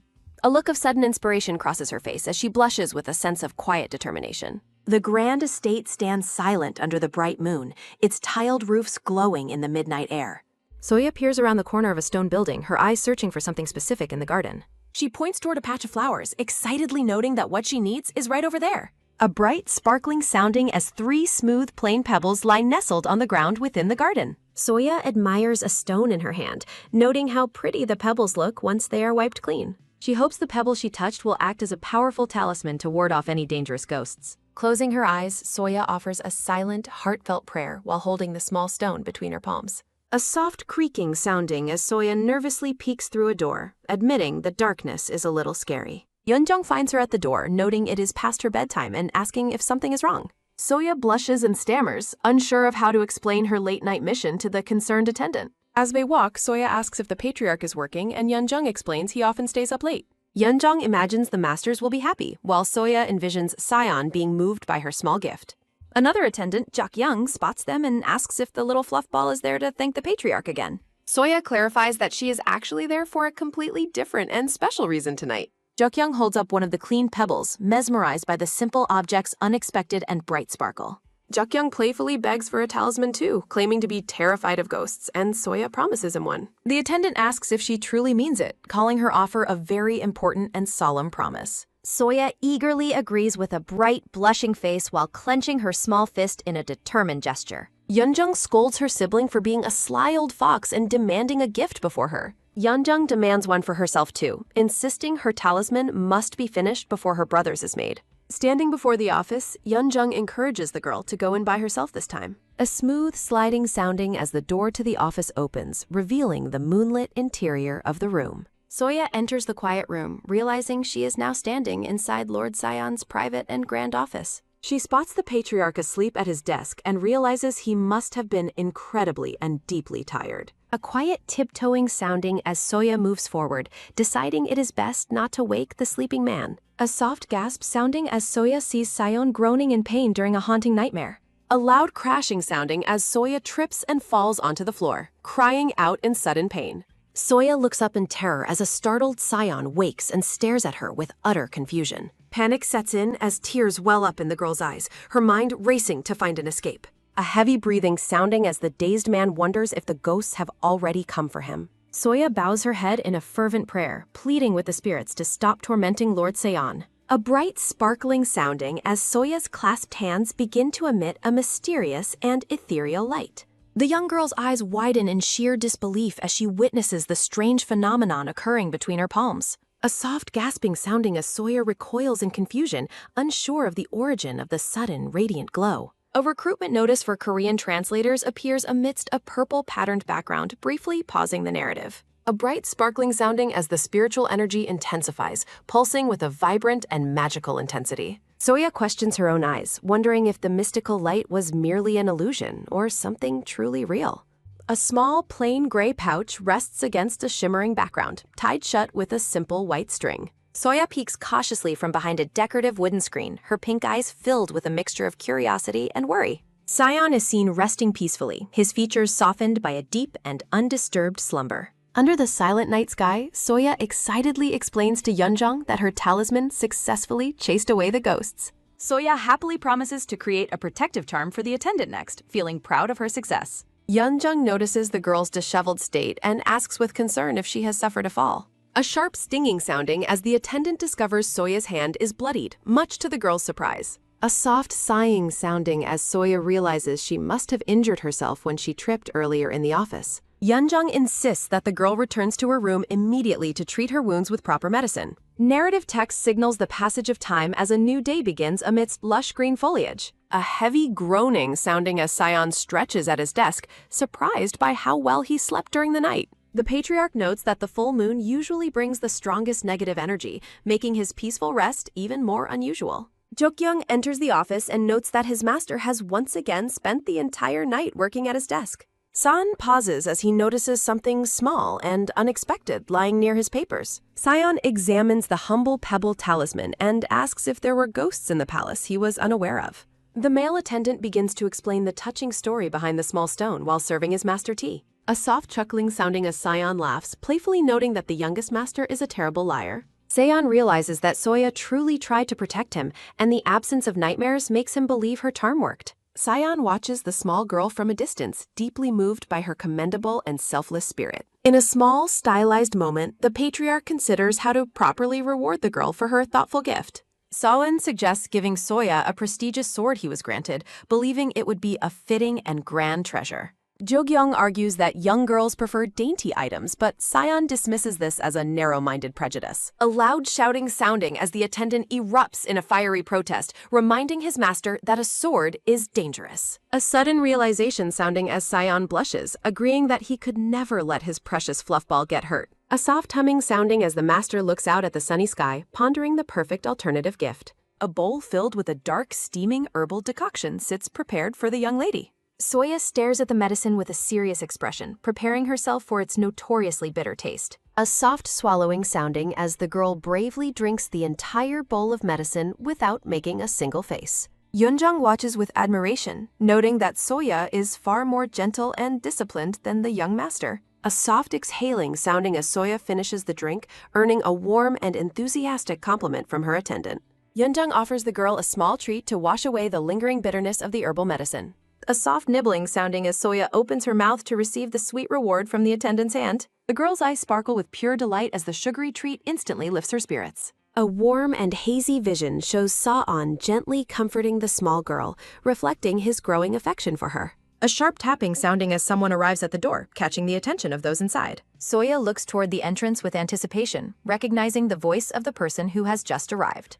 Jokyoung enters with a beaming smile, presenting a large wooden chest as a reward for the protective talisman. Soya approaches the heavy box with wide, curious eyes, eager to see what the patriarch has sent for her. A soft gasping sounding as the chest is opened to reveal a round, fluffy white tiger plushie. The attendants explain that this is a special gift from Lord Sion to thank her for her protection. Soya pulls the toy into a tight, tearful embrace, finding the soft and fluffy doll to be absolutely perfect. The room is filled with a sense of warmth and joy as the attendants watch the girl cherish her new friend. Soya beams with a radiant and heart-melting smile, feeling truly loved and appreciated by her new family. Yeonjung and Jeogyeong watch with warm smiles as Soya stands before the heavy gift. The Grand Vermilion Bird Palace stands majestic under the clear and bright afternoon sky. In the memory, the red-haired patriarch tells Riri that the orange flowers look just like her. Sion reflects on Riri's past, hoping the girl has finally found some true peace and happiness. A soft thudding sounding as the father and his young daughter walk together through the garden. Riri approaches her father, softly saying she has something important to tell him for a moment. A dark revelation appears against a speckled background, announcing that the young child has died. Seon sits at his desk in stunned silence, barely able to whisper a shocked question. Riri explains her intent to exile Soya, noting the child vanished, leaving only bloodstains behind. She reaches toward a small object, explaining it was the only item found near the scene. Sion recognizes the pouch he tied on Soya after she asked about becoming a firebird. He recalls placing his own feather inside the pouch as a protective charm for his daughter. A warm smile crosses the man's face in his memory as he comforts the little girl. Narrative text notes that, despite his fears, Soya successfully completed a perfect and complete beast transformation. A small, round, white bird floats amidst falling feathers, appearing both confused and incredibly adorable. Soya's transformation resulted in a small bird with feathers as white as pure and fresh snow. Grief-stricken, Sion covers his eyes and wonders if failing her transformation would have saved her. He stares at the orange feather in his hand, recognizing it as his own precious gift. Sion is overwhelmed by the realization that Soya kept his feather with her this whole time. A sharp slamming sounding as Sion demands his men find the child despite the woman's protests. A grim confirmation arrives stating that no physical remains were ever found at the scene. Riri insists the girl cannot survive because her spirit core was already severely and deeply damaged. The patriarch's eye trembles in horror as the true extent of the girl's condition is revealed. San glares with cold determination, ordering the corpse be brought to him before he believes it. A speech bubble appears as a young boy excitedly tells his brother about Soya's talisman. The white-haired boy boasts about his charm, while his silver-haired brother, Gai-hen, looks on skeptically. The younger boy explains the ghost-warding purpose of the rock, while Gai-hyun dismisses it as nonsense. A sudden realization strikes Gai-hyun as he remembers the mysterious object left in his own room. The scene shifts back to the events occurring in Gai-hyun's dark bedroom late last night. Soya quietly places a small object on a table while the silver-haired boy remains fast asleep. A sharp tapping sounding as Gai-hyun wakes up, confused by Soya's late-night visit to his quarters. He examines the plain gray pebble on his desk, questioning why she would leave a rock. Feeling insulted by the humble gift, Gai-hyun wonders what kind of sick joke the girl is playing. A soft thudding sounding as the silver-haired boy heartlessly tosses the pebble talisman into the trash. In the present, the younger boy asks his brother if he has ever seen Soya's beast mode. The boy notes Soya's cuteness, but wonders why she seems so afraid of her own transformation. He speculates that Soya's fear of being kidnapped stems from her being too adorable to resist. A sudden thumping sounding as the younger brother bumps into Gai-hyun's back after he stops walking. The boy groans in pain, asking why his brother stops so suddenly while rubbing his head. A sharp swishing sounding as their master arrives at the training grounds, much to the boy's terror. Gai-hyun coldly hands his terrified younger brother over to the master for his grueling training session. A loud laughter sounding as the master drags away the boy who screams Gai-hyun is no brother. Gai-hyun stands alone in the sunlight, his expression unreadable as he thinks about the discarded stone. The scene shifts to the serene palace grounds filled with lush greenery and traditional architecture. Soya crouches among the purple flowers, determined to find a pretty rock for her next project. The attendants invite Soya to a game where the winner takes everyone's collection of pretty rocks. Soya resolves that winning the game will provide her with enough rocks to make 3 talismans. A soft thudding sounding as Soya's search is interrupted by a pair of feet appearing nearby. The girl gasps in surprise as she looks up to see Gai-hyun staring down at her. A soft bowing sounding as Soya greets the young master, who smiles and asks about her playing. Soya wonders if the young master felt the talisman's effects, tentatively asking about his night. Gai-hyun remains blunt and cold, heartlessly dismissing her protective gesture as an annoying prank. Soya reflects on the vast difference in perception between herself and a noble young master. Gai-hyun strictly forbids Soya from entering his room again, highlighting her status as an outsider. Soya bows in apology while the boy notices her dirt-stained and messy hands. The silver-haired boy walks away with a sigh, leaving Soya alone among the garden hydrangeas. Looking at her messy hands, Soya resolves to make a much better talisman for him. A cute illustration of a white tiger cub appears as Soya considers her next project. Soya worries that giving him Sion's gift would be disrespectful, wondering what she should do. A sudden sound startles Soya as she turns her attention toward the palace entrance nearby. A loud creaking sounding as Soya watches a large, ornate palanquin enter the palace grounds. Soya looks on with wide eyes as a mysterious guest arrives in a grand carriage. Narrative bubbles announce Soya as the game's winner, surrounded by bright and cheerful morning glory flowers. The group celebrates Soya's victory as Gayul arrives, eager to join the fun after training. The attendant explains that Soya's prize will be the collection of pretty rocks they gathered. Soya is surprised, but considers that her chosen pebble is superior to the one Sanho possesses. Gayul cheers excitedly, happy to prove the quality of the stones to the entire group. A thought bubble declares that the stone Soya found is undeniably the prettiest of them all. Soya blushes deeply, her white eyes reflecting her growing excitement and happiness at the group's praise. Her heart flutters with pure joy as she clenches her hands tightly over her lap. Soya points towards several containers on the table, asking the attendant what they are for. The attendant explains they are ceramic paints and suggests Soya decorate her rocks as gifts. Soya beams with delight, certain that the second young master will love a custom-painted gift. Soya mentions the lady in the palanquin, learning that branch families are arriving for a festival. The attendant mentions the upcoming Mountain Lord Festival while she carries a tray of tea. Narrative text describes the festival as a competition for young tigers to earn a prestigious title. Focused and determined, Soya begins painting a small tiger design onto one of her pebbles. Gayul notes that while they are all tigers, none have magnificent white fur like his. Soya explains her plan to give these protective stones to the incoming guests from the branch families. Soya looks at a pebble featuring a white tiger, vowing to protect every new visitor. A collection of pebbles shows various tiger designs, showcasing Soya's hard work and creative spirit. Sion reflects on Soya's mysterious origin, noting that her name is completely unknown to everyone. The patriarch ponders if Soya is a deceiver or a hidden child from within the clan. He focuses on the possibility that she is a secret child who never left the estate. Sion remembers Juk Yayun has a daughter, wondering if Soya could actually be that child. Standing by a window, Sawan asks Jukyoung about the identity of Juk Yayun's young daughter. Jukyoung finds the suggestion that Soya belongs to the Vermilion Bird Clan to be quite unlikely. They discuss the official daughter Riri, noting a Bird Clan daughter wouldn't be chased by crows. A dark vision shows a younger Soya being threatened, leading Sion to suspect her true origin. Sion addresses his attendant with an ominous tone, preparing to discuss a very serious matter. A soft chuckling sounding as Sion admires Soya's cute, round handwriting on her thank you letter. Jukyoung remains firm, reminding his master that Soya's charming nature doesn't change the facts. Salin argues that beautiful script doesn't matter since Soya is a bird, not a tiger. Jukyoung presents a scroll, urging Sion to review family reports before the festival begins. The attendant complains about the dust on the scrolls, accusing Saan of being distracted by Soya. Jukyoung reminds Sion that he must finalize Soya's permanent living arrangements very soon. A joyful announcement signals that Soya has arrived at the door to see the patriarch. Sion looks up with a warm and welcoming smile as the small girl enters. Soya enters the room with a basket, greeting Sion as he warmly welcomes her inside. Soya stands before the patriarch, her expression serious, yet filled with innocent and hopeful anticipation. San notices Soya carrying a basket, prompting him to question what she is holding. Soya enters the room as Jukyoung greets her warmly, and she politely acknowledges the attendant. A small, smooth rock is shown, with a round, orange animal carefully painted on it. Jukyoung accepts Soya's gift with deep gratitude, while Seon jealously watches the red-haired man. Salin looks down as Soya excitedly presents another gift, calling out for his attention. Soya explains that she prepared a special talisman specifically for the patriarch, complete with a drawing. Soya beams with pride, holding up a pebble featuring a small white tiger she painted. The silver-haired patriarch stares in stunned silence, his cheeks flushing slightly at the girl's thoughtfulness. San kneels before Soya, gently asking why she went through the effort for him. San looks at Soya with curiosity, addressing the white-haired child with a new, affectionate nickname. Sion examines the pebble and asks why his talisman features a picture of a cat.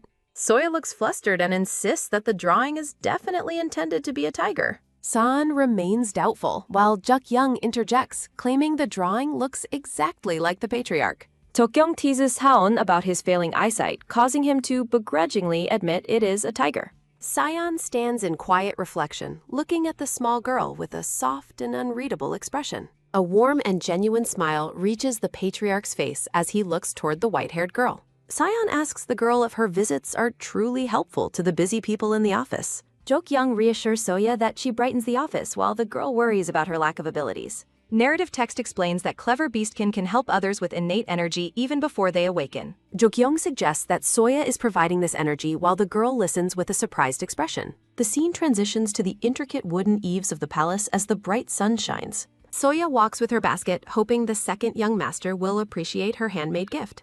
Soya stops suddenly, her eyes widening in surprise as someone calls out to her.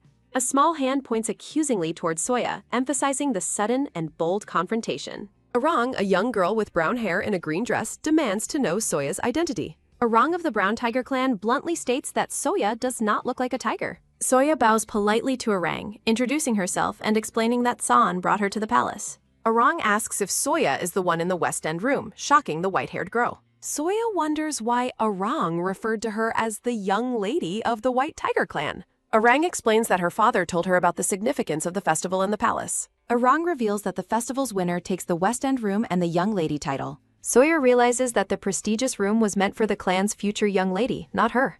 Soya is horrified to think she unknowingly took a room that already had a rightful owner. Arang asks if she is trying to replace Yoon Seo, noting Soya's lack of beastly features. Soya is struck by a wave of distress as dark shadows loom over her fragile composure.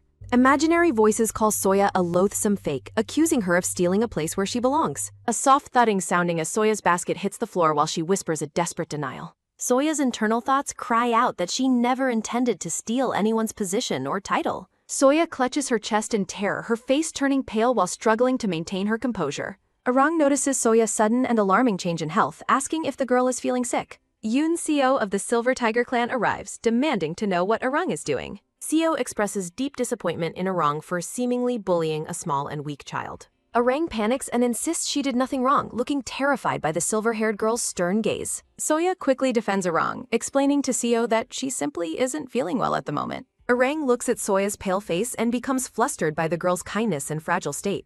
Arang flees in embarrassment while Seo approaches the white-haired girl to check on her well-being. Soya bows her head in gratitude, thanking the silver-haired girl for her concern and kind intervention.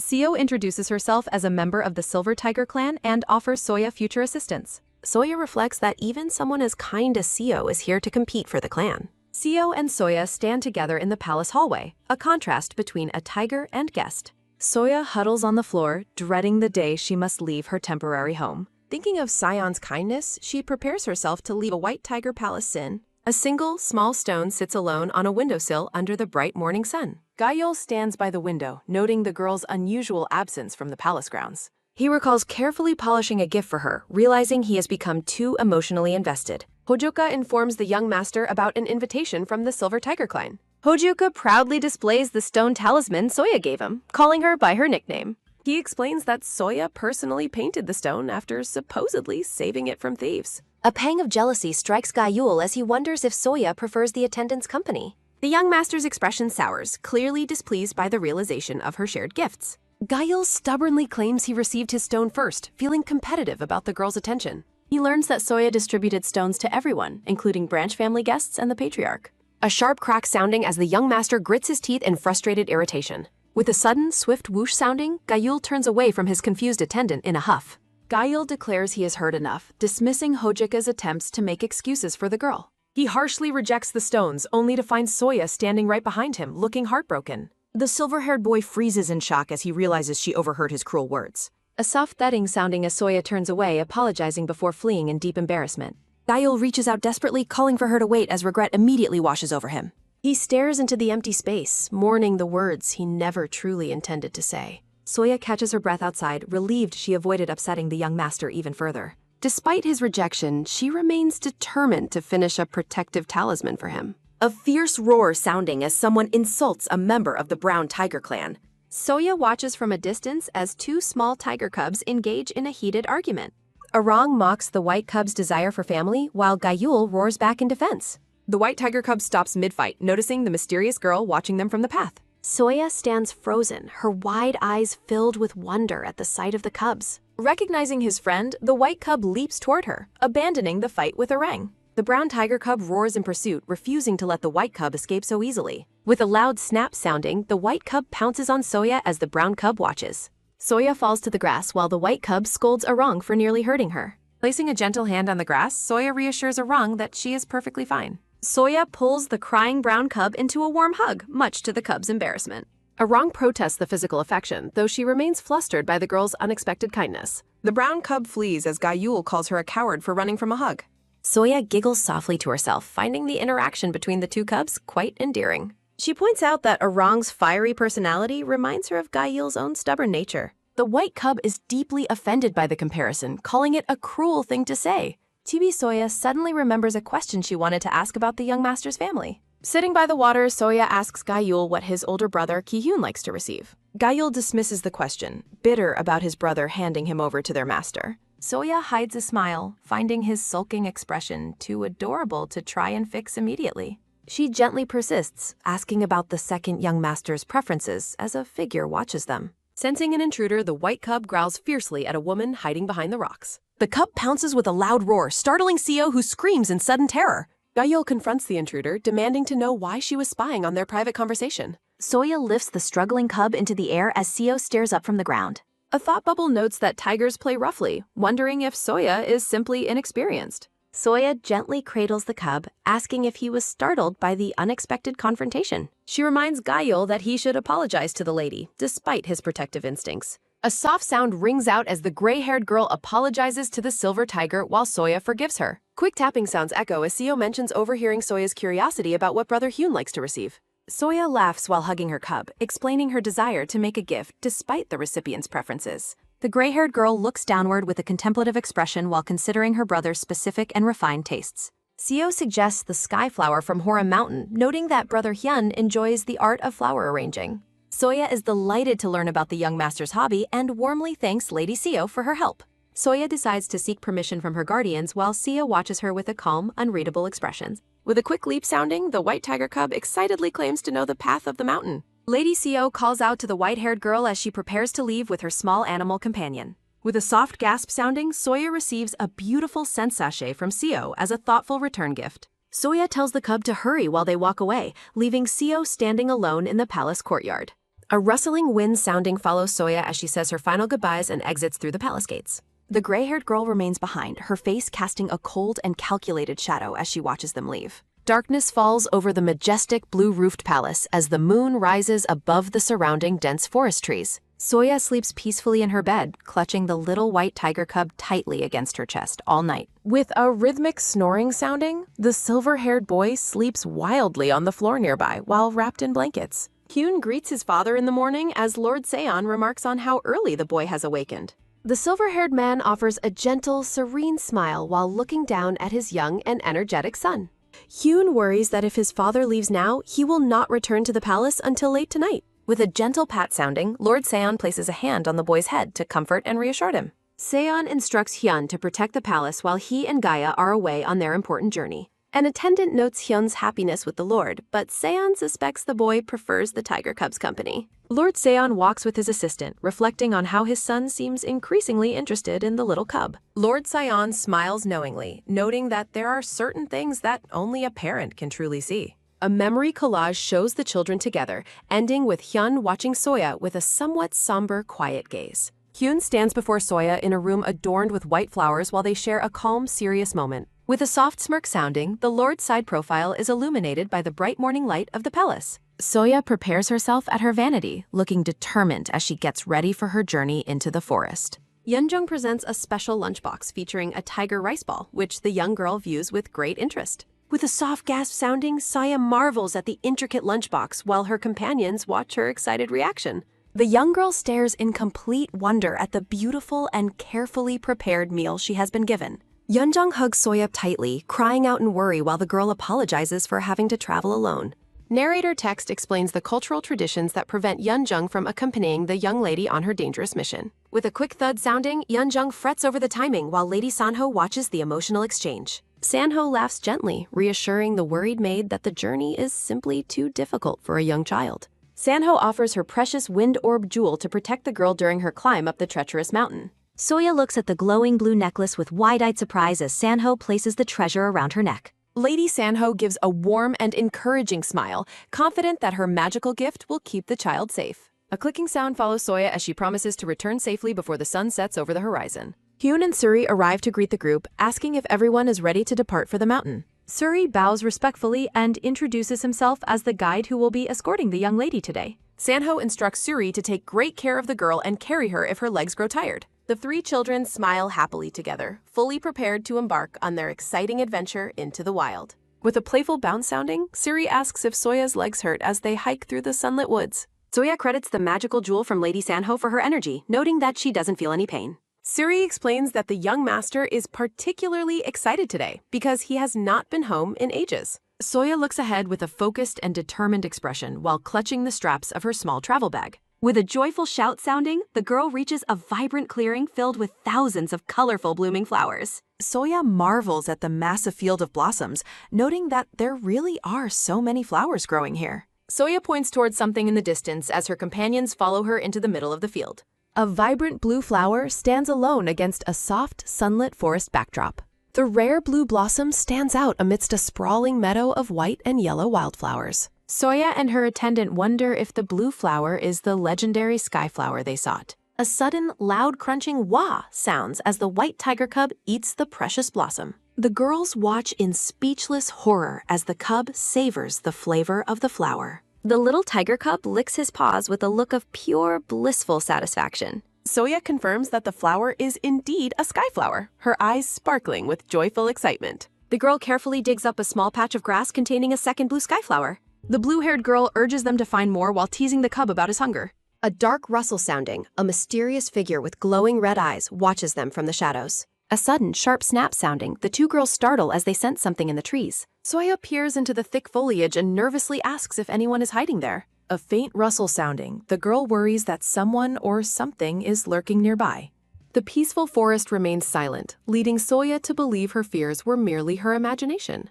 A loud, high-pitched yip sounding, the white tiger cub protests being adorned with a flower crown. Suri explains that the crown is a penalty for losing the race to the palace gardens. The cub's face turns beet red as he complains about the unfairness of the flower penalty. The blue-haired girl suggests a game of hide-and-seek while challenging the cub to catch her. Soya begins counting while her attendant suddenly begins to feel a wave of physical discomfort. The girl's eye widens as she focuses on the game, unaware of her friend's distress. A soft, pained whimper sounding, Suri clutches her midsection and admits she feels very unwell.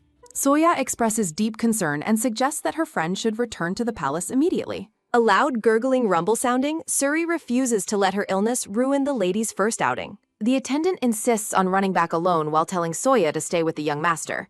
A quick, rushing whoosh sounding, the girl sprints away toward the palace to find relief. Soya stands alone in the clearing, stunned by the speed of her companion's sudden departure.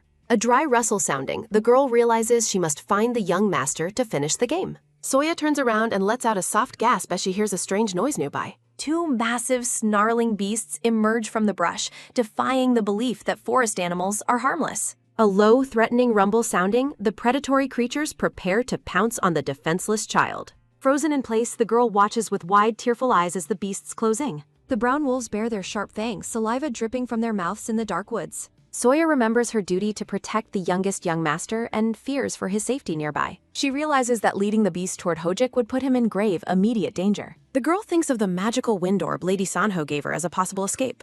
A quick, frantic snap sounding, Soya turns and runs with all her might to find safety. Rapid, heavy thud sounding, the two beasts chase the girl through the dense forest greenery. Gasping for air, Soya struggles to maintain her lead as her breath comes in shallow pants. A sharp, snapping bite sounding, one of the wolves narrowly misses the girl's trailing ropes. Rhythmic, fast thump sounding, the girl focuses solely on running toward a nearby rock formation. She spots a large, moss-covered boulder and realizes it might be her only chance for refuge. Soya plans to use the magical orb's power to reach the top of the high cliffside.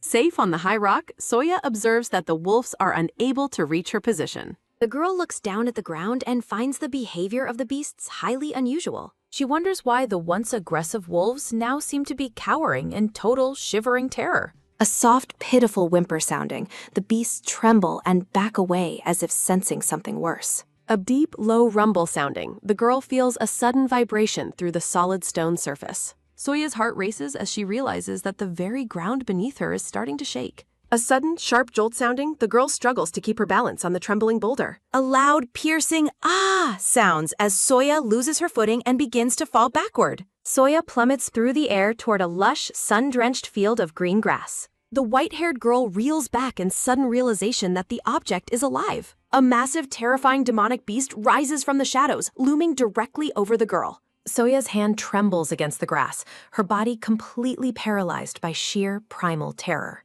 The white-haired girl's internal panic rises as she desperately urges herself to run away. The dark creature's face is a dripping, featureless void with piercing, glowing blue eyes. Wide-eyed and trembling, the small girl stares up at the monster with absolute breathless horror. With a chirp sounding, the giant monster abruptly shrinks and transforms into a tiny bird. Soya watches in stunned silence, unable to comprehend the creature's sudden and bizarre transformation. Two tiny birds, one dark and one pale, tilt their heads curiously on the grass. The dark creature begins to ripple and melt once again, starting another strange physical transformation. The white-haired girl leans forward in wonder as the shapeshifter begins to change form again. A small fuzzy ear twitches as the creature's new body begins to fully take shape. A tiny gray tiger cub with a blue bandage on its paw appears before her. A brilliant flash of soft light fills the screen, signaling the completion of the change. Soya watches as the small, clumsy tiger cub trots across the green grass toward her. The gray cub stops and looks back at the girl with large, innocent, and sparkling eyes.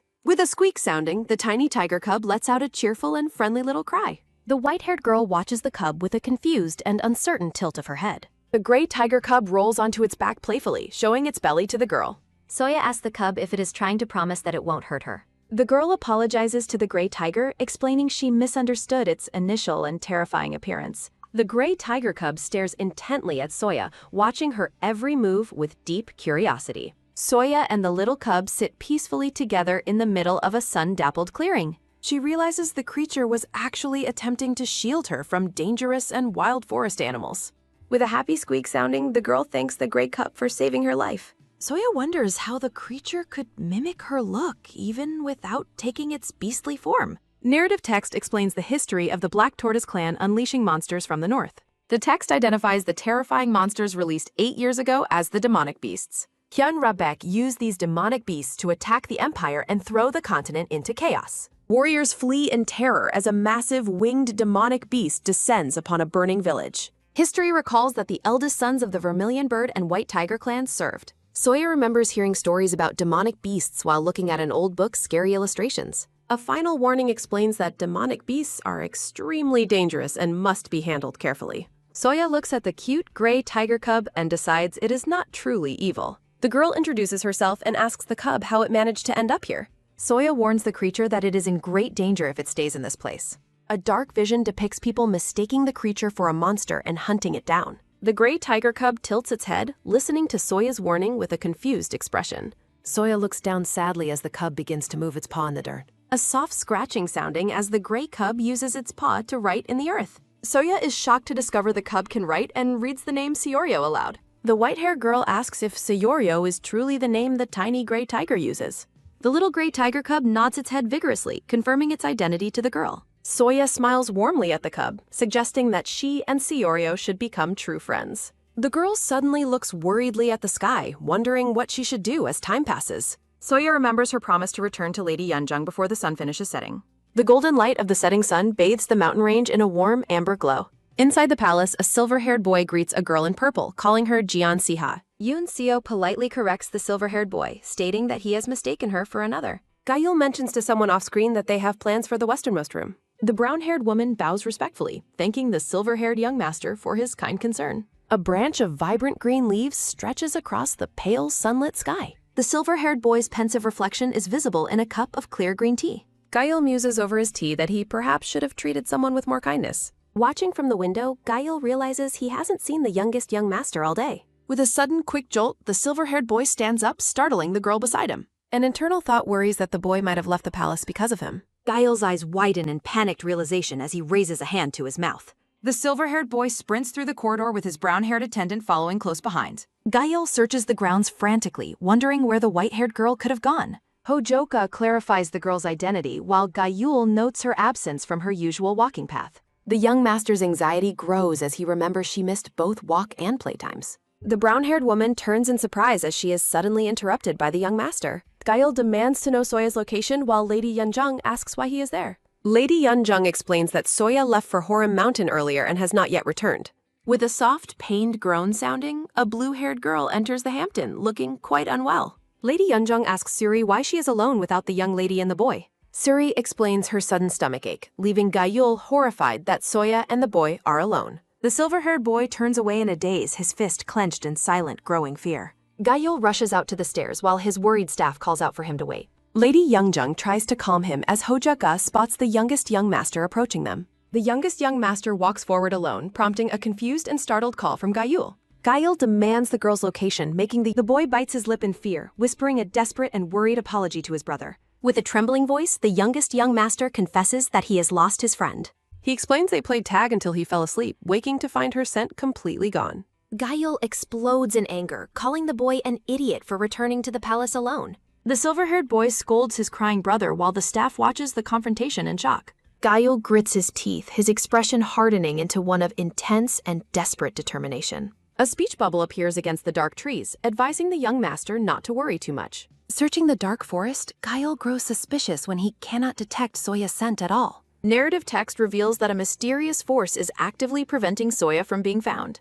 Deep shadows and thick mist settle over the silent, moonlit trees of the mountain forest. With a loud, powerful whoosh sounding, Gael transforms into a white tiger to search alone. Narrative text notes that it has already gotten dark as shadows stretch through the woods. Soya wonders why her friend hasn't found her yet, suspecting the mountain is too vast. With a loud sudden sneeze sounding, Soya shivers as the night air turns biting and cold. Soya looks down at the pink scent pouch given to her by Seo, lying in the grass. The white-haired girl reaches for the pouch, her small hands covered in tiny, painful scratches. A giant, explosive sneeze sounding echoes through the clearing as the girl struggles with the cold. With a soft, high-pitched nuzzle sounding, the gray cub comforts Soya as she shivers. Soya invites the shivering tiger cub into her arms to keep them both warm and safe. With a happy, tiny cue sounding, the gray cub snuggles into the white-haired girl's warm embrace. The cub looks up with large, watery eyes as Soya closes her eyes and shivers. Soya asks what is wrong as the gray tiger cub suddenly leaps away into the darkness. A series of quick, repetitive rustling sounds echo through the trees as the cub moves away. A sharp tearing sound rings out as something rips through the large, broad forest leaves. Siorio returns with a giant leaf, prompting Soya to ask what he plans to do. With a playful, high-pitched yip sounding, the cub builds a small shelter out of the leaves. The white-haired girl looks on with concern as she watches the small tiger cub. She hides beneath a large green leaf while the black tiger cub stays close by. The girl offers a small smile while resting her chin on her hand beside the cub. The girl expresses her deep gratitude to the cub for helping her in the dark forest. The black tiger cub tilts its head curiously with a soft whine sounding through the night. She chuckles softly to herself as she hides her face, a warm blush coloring her cheeks. She worries about what to do after failing her promise to Yunjong to return before sunset. She laments that she was unable to bring the flower to the second young master either. A purple flower sits safely inside a small wooden bucket surrounded by white and yellow blossoms. The girl is suddenly startled as she clutches the wooden bucket tightly to her chest. Rhythmic thuds sound through the trees as she fears another wild animal is approaching her location. A crystalline barrier suddenly shatters into countless glowing fragments as a loud thud sounds. A fierce roar erupts from the tiger cub as it stands protectively in front of the girl. Leaves rustle violently as a powerful wind sweeps through the trees in the dark mountain forest. Footsteps sound as she realizes the approaching noise is coming from a person rather than an animal. Rapid footsteps echo on the forest floor as a mysterious figure runs quickly toward the girl. She wonders if people from Beiko Palace have come to find her or if someone else. A vision of a masked assassin drawing a sword appears as she stands in frozen terror. She shuts her eyes tightly and thinks about how she does not want to die yet. A voice calls out her name, causing her to look up in tearful shock and relief. She holds her breath as she recognizes the familiar voice calling out to her. She is suddenly pulled into a warm embrace as a flurry of petals fills the air. The silver-haired boy hugs her tightly in the middle of a clearing filled with blue flowers. She looks up at her savior with wide eyes while he holds her close to him. She observes that the second young master is trembling as he continues to hold her tightly. She wonders what she should do in such a highly emotional and unexpected situation. The tiger cub whines softly while watching the two children from the edge of the clearing. A gentle pat sounds as the boy places a comforting hand on her head.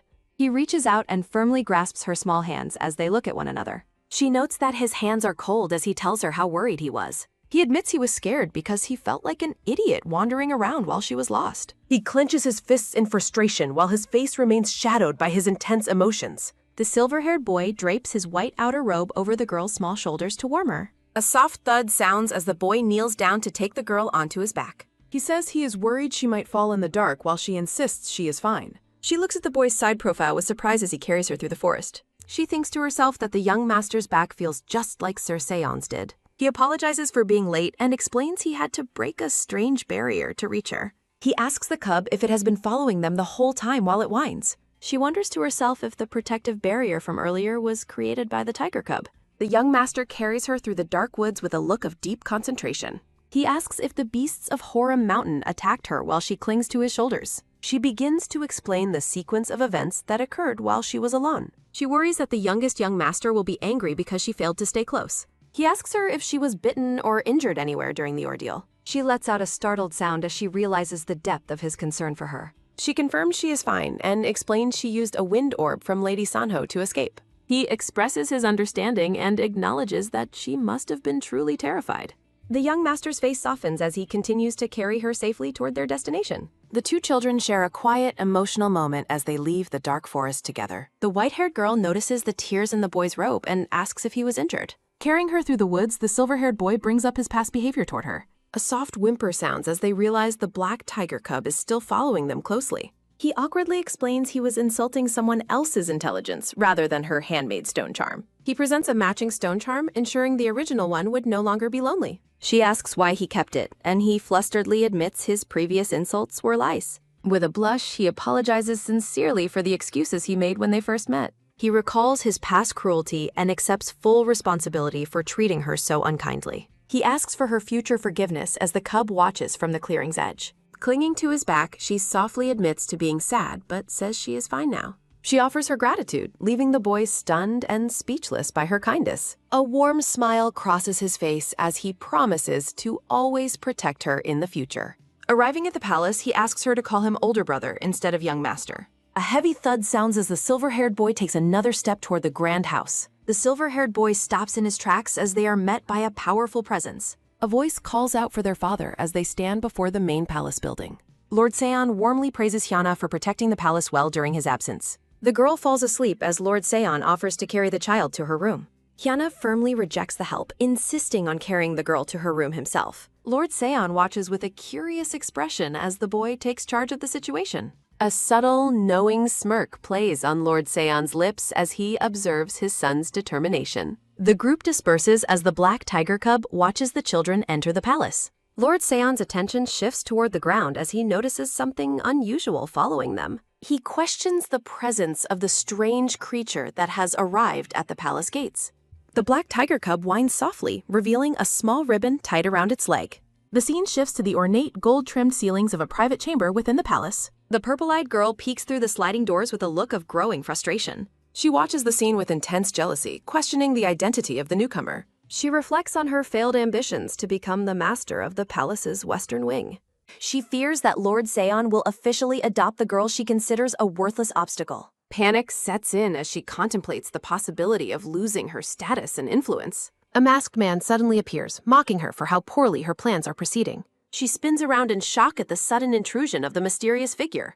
He points out that the wild beast shouldn't have attacked unless something was wrong. A sharp clack sounds as her fingers tighten their grip on the wooden door. She demands an explanation for why the man notes that the appearance of the tiger cub was an unforeseen complication. He watches her with cold, calculating eyes while she continues her emotional outburst. He reassures the worried girl that adoption will never happen despite the family's current focus. A dark smile spreads beneath his mask as he plans his next sinister move. The purple-eyed girl looks intrigued as the man mentions uncovering the other child's weakness.